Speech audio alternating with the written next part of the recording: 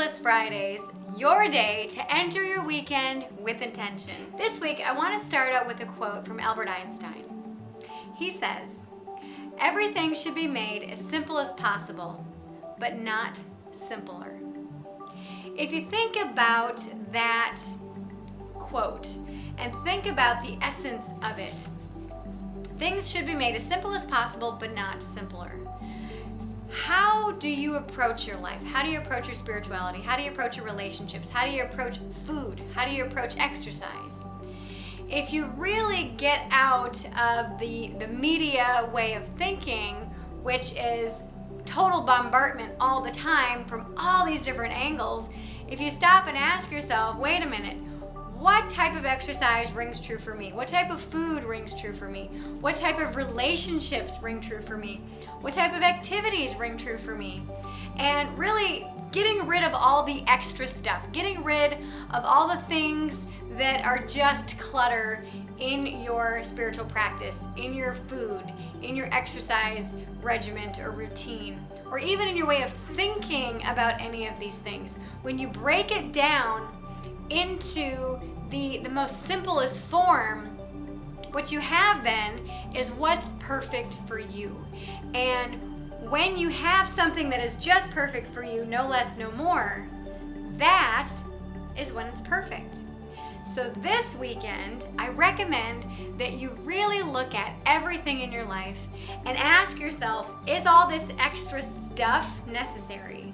Is all this extra food necessary? Is all this extra exercise necessary? Is what I'm doing what I really want to do? Does it feel good? Does it taste good? Does it feel good to be in this relationship with this person? Really get rid of all that stuff that doesn't fulfill and spiritually nurture you as a spiritual being and as a human being.